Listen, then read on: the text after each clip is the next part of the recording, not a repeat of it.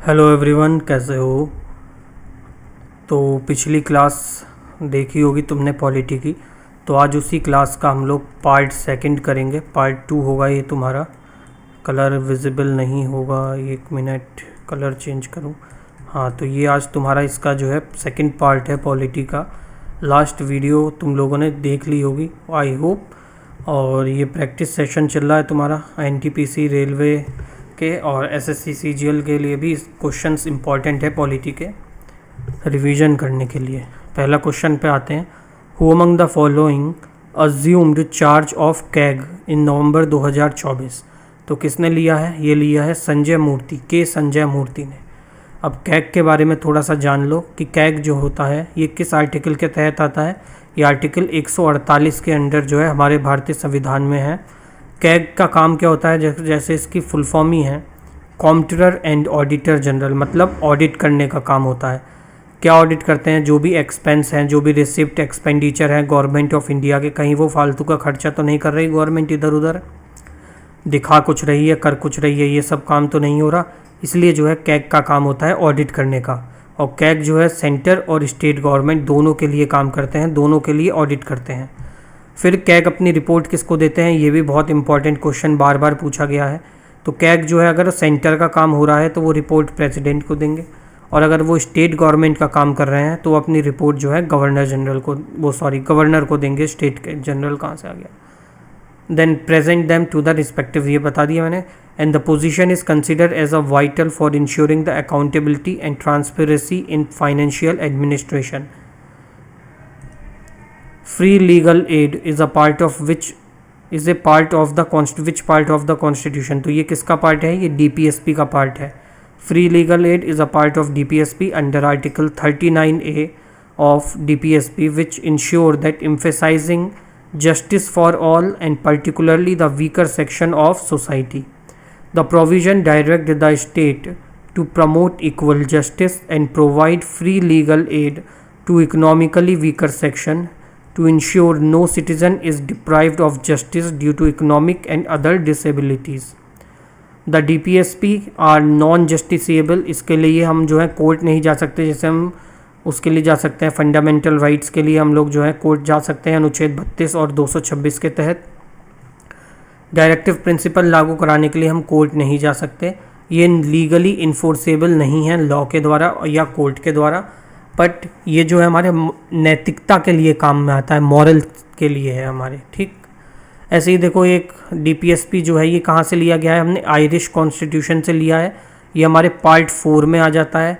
And the aim is to create framework for the welfare state and guide the state in formulating the policies that provide social and economic justice. While they are non-justiciable, they hold significant moral and political support. अब एक question ये भी बहुत आता है कि fundamental right और ये डीपीएसपी में क्या डिफरेंस है। तो फंडामेंटल राइट जो है पार्ट 3 में है और ये जस्टिसिएबल है और इन्फोर्सेबल बाय कोर्ट है, जबकि डीपीएसपी जो है पार्ट 4 में है और ये जो है कैसा है? नॉन जस्टिसिएबल है। कैसा है? नॉन जस्टिसिएबल है। किसका कॉल आ रहा है? एक सेकंड बस रुकना।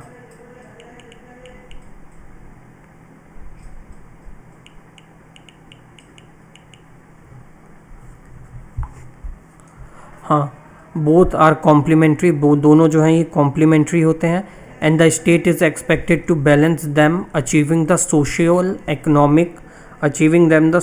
And economic justice. और ये हमारा फंडामेंटल राइट, जो फंडामेंटल राइट है हमारे, फंडामेंटल राइट किस में? हमारे पार्ट 3 में है कॉन्स्टिट्यूशन में। और कहाँ से कहाँ तक है? 12 से 35 तक। ऐसे ही हमारा डीपीएसपी जो है, डीपीएसपी कहाँ में आता है? पार्ट 4 में है डीपीएसपी। और ये कहाँ से कहाँ तक है? आर्टिकल, अरे क्या हो गया, ये पेन टूट रहा है मेरा। आर्टिकल 36 से लेके 51 तक है। कहाँ तक है? 36 से 51 तक है। अगर तुम्हें ये सब भी जानना है कौन से क्या हैं तो वो भी बता सकते हैं, लेकिन इतना टाइम क्यों ख़राब करना, तुम लोग नेट पर से देख लोगे या याद ही होगा, प्रैक्टिस है ये, फुल डिटेल थोड़ी पढ़ा रहे हैं। Which among the following significantly changes was introduced in the Waqf board Waqf amendment 2025। तो ये हुआ है mandating the representation of at least 2 women on the Waqf board. तो इसमें क्या किया गया, 2 वुमेन का रहना अनिवार्य कर दिया गया। हिंदी वाले इसका स्क्रीनशॉट ले सकते हो, ले लो स्क्रीनशॉट तब तक। अब बताते हैं, this amendment aim is to improve the gender representation and ensure the active participation of women in decision making process related to work properties. The move aligns with Indian border agenda of empowering women, promoting inclusivity in administrative and religious domain. The amendment also emphasized the transparency and accountability in the management of the work property by advertising the broad membership and by mandating the representation of women Muslim. The act seemed to address the historical underrepresentation of women in religion and property related government structures. तो English वाले समझ गए होंगे। ये हिंदी वालों के लिए नीचे दे रखा है। मेन जो है बेसिक यही है कि पहले से जो महिलाओं का इसमें शोषण होता आ रहा था, उनको कहीं हक नहीं मिलता था, कहीं वो प्रॉपर्टी वगैरह में कहीं उनका रोल नहीं होता था। तो उसके लिए जो है वुमेन्स को सशक्त बनाने के लिए जो है वो आगे बढ़ाने के लिए ये किया गया है। मार्च 2025 Indian parliament passes the immigration and foreign bill 2025, which of the following act was specially repelled by the legislative. तो वो कौन सा था, वो है फॉरेनर एक्ट 1946। तो इसमें क्या है, देखो हिंदी वाले तुम यहाँ से स्क्रीनशॉट ले सकते हो, पहले स्क्रीनशॉट ले लो हिंदी वाले। अब इंग्लिश वालों का देखो, the immigration and foreigner bill 2025 was enacted to modernise and consolidate the law governing immigration, foreigners and their regulation in India. The legislative specifically repealed the Foreigner Act 1946, जो कहता है कि free legal had been in the primarily legal framework governing the entry, stay and deportation of the foreigner in India for decade. तो इस act के अंदर क्या है, it was enacted by the British government to regulate the entry, presence and departure of foreigners in India. The act empowered the government to declare any foreign national as a legal immigrant and deport them. The act also provided for the power of arrest, detain and restrict the movement of foreigner under the certain circumstances. यह British सरकार द्वारा भारत में विदेशियों के प्रवेश, उपस्थिति और प्रस्थान को विनियमित करने के लिए अधिनियमित किया जाता है। इस अधिनियम ने सरकार को किसी भी विदेशी नागरिकों को अवैध अप्रवासी घोषित करने और उन्हें निर्वासित करने का अधिकार दिया हुआ है। यह अधिनियम में कुछ परिस्थितियों में विदेशियों को गिरफ्तार करने, हिरासत में लेने या उनकी आवाजाही को प्रतिबंधी करने की शक्ति भी प्रदान करता है। अगला क्वेश्चन है, the power to issue writ for enforcement of fundamental right is vested in the Supreme Court under which article. तो ये आर्टिकल 32 के अंदर, जहाँ रिट आ गई वो आर्टिकल 32 के अंदर आ जाता है। 5 रिट्स हैं हमारी, कौन कौन सी हैं बताना, और इसको लागू कराने के लिए हम आर्टिकल 226 के हिसाब से हाई कोर्ट और सुप्रीम कोर्ट जा सकते हैं। अनुच्छेद 32 हमें ये राइट देता है। How many municipal corporations established in the union territories of India. तो कैसे आती हैं, हाउ आर कैसे होती हैं, how many sorry how are कैसे म्यूनसिपल कॉरपोरेशन इस्टेब्लिश होते हैं, वो होते हैं by act of parliament. Municipal corporation in UTs are establish through the act passed by the parliament of India as the UTs are govern directly by the central government. Unlikely the states which has their own legislative assembly, union territories are administrative by the President of India through appointment administration. The Parliament enacted law to create and regulate municipal corporation in UTs, ensuring they are fulfill the function of urban local governance. For example, NDMC जो new Delhi municipal council है वो operate करती है under the new Delhi municipal council act 1994, जिसको parliament ने पास किया है। Municipal corporation क्या है? It is a form of urban local government that governs cities with a population exceed 1 million and the municipal corporation are responsible for providing civic amenities जैसे water supply, waste management, road, public health services.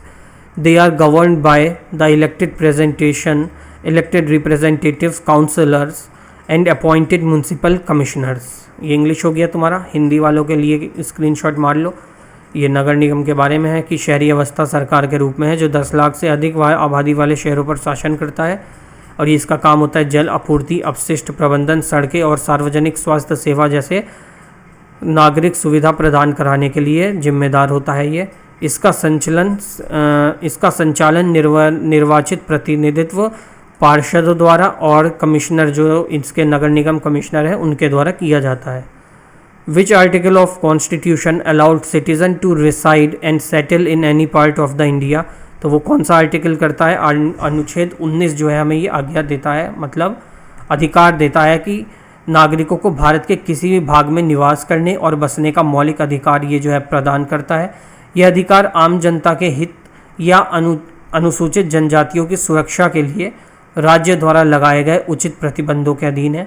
यह राष्ट्रीय एकता और एकीकरण को बढ़ावा देने के लिए देश भर में आवागमन और निवास की स्वतंत्रता जो है ये सुनिश्चित करता है।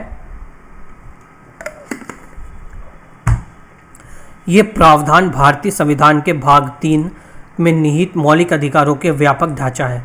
अनुच्छेद 19 का 5 के तहत जो है उचित प्रतिबंधों में स्वदेशी जनजातीय आबादी की सुरक्षा और सार्वजनिक व्यवस्था बनाए रखने के उपाय जो है इसमें शामिल हो सकते हैं। What is the primary role of gram panchayat in the Panchayati Raj system? तो वो होता है तुम्हारा to serve as executive body of village self government. अब देख लो इसके बारे में। Gram panchayat is the basic unit of local self government in the rural India under the Panchayati राज।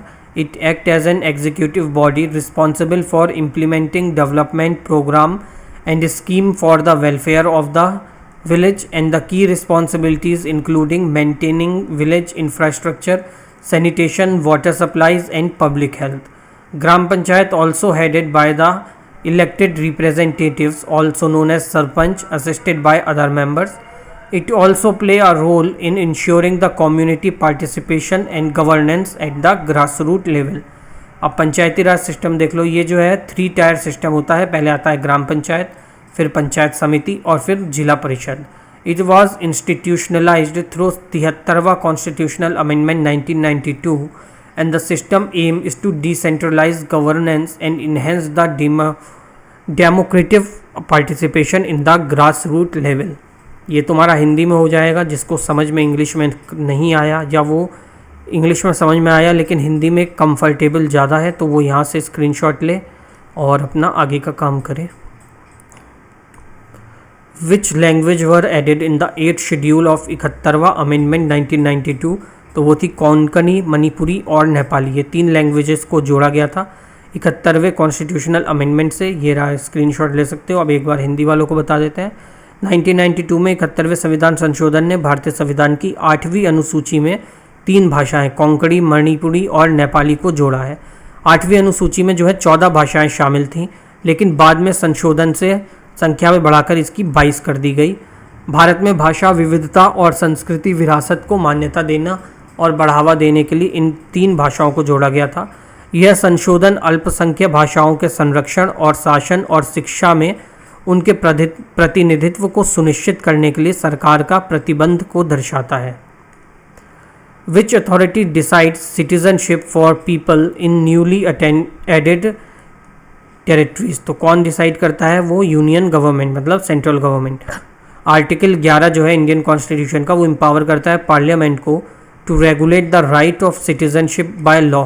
तो ये जो है हमारा अनुच्छेद 11 के अंदर है और सिटीजनशिप एक्ट जो 1955 है उसके अंदर भी है। बाय यूनियन जो है 5 तरीके से जो है हमारा जो है नागरिकता ले और दे सकती है। By birth, by descent, by naturalisation, और किसी को क्या कहते हैं अप्लाई करके भी ले सकता है। और किसी टेरिटरी को अगर अपने अंडर किया है तो वहाँ के जितने लोग हैं उनको भी हमारी नागरिकता मिल जाएगी। Which Indian constitution act has not amended anything in the DPSP? तो कौन सा है आर्टिकल? वो है अमेंडमेंट 48वां amendment act. 40th Amendment Act 1984 did not amend any provision related to DPSP. and this aim was enacted to extend the president rule in the state of Punjab beyond 1 year limit prescribed under Article 356 of Constitution, and in contrast amendments like 4286 are directly addressed to the modified provision of DPSP. 42वां संविधान संशोधन जो हुआ था इसने add किया था new principal, while 86वां संविधान संशोधन जो हुआ था इसने इंटीग्रेट किया था right to education for children under article 21A. Influentially it is related to directive principle state policies. Which agreement is linked to the citizen amendment 1985, तो वो है Assam accord. Section 6A of the Citizen Act was introduced as a part of Assam Accord. An agreement signed on 15 August 1985 between independent government and leaders of Assam movement, which was spearheaded by the All Assam Student Unions. The Supreme Court described itself as a sentinel of the Q-Vive is related to protection of fundamental rights. According to Regulating Act 1773 of East India Company, to whom did the Governor of Madras and Bombay report regularly? तो वो report करते थे governor general को. ये था governor of Madras and Bombay were required to report directly to the governor general of Bengal, who had a greater power than the other governors, and marking the first step towards centralizing the administration of British territories in India. Regulating Act 1773 देख लो.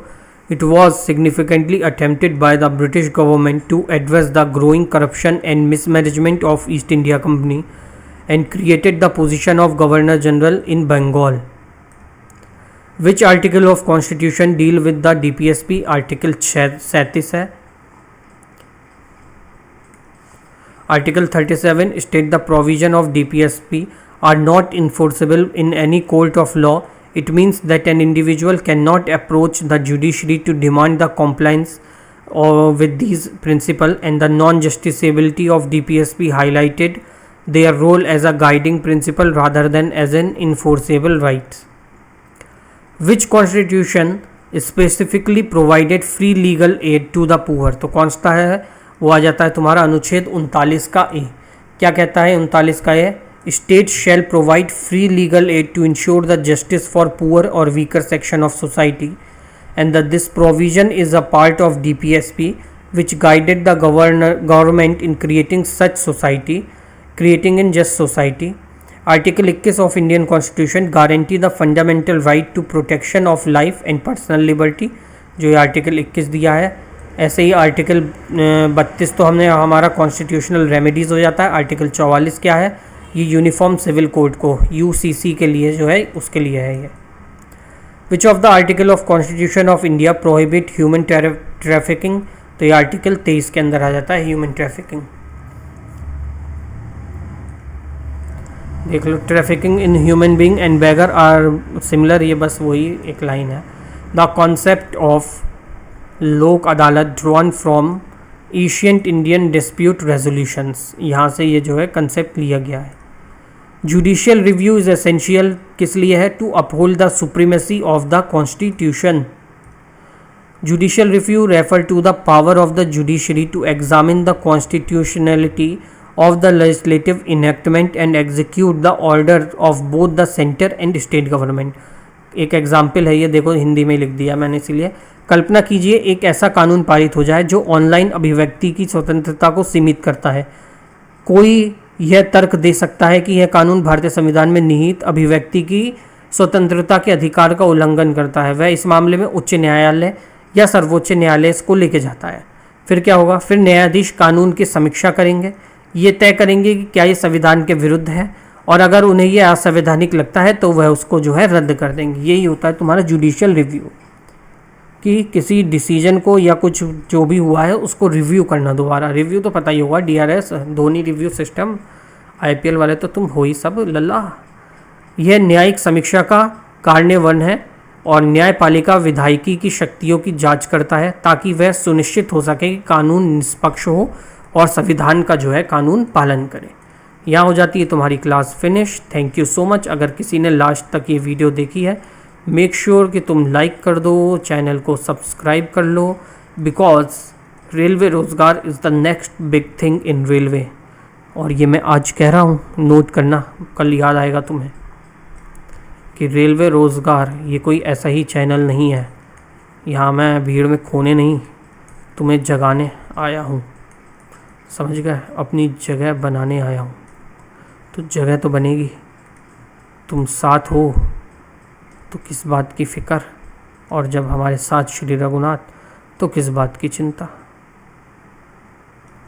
Exam आ रहा है, important है तुम्हारे लिए, पढ़ो, मज़े करो अपना। तब तक मिलते हैं अगली क्लास में, मौज काटो। जाते जाते सभी को जय श्री राम।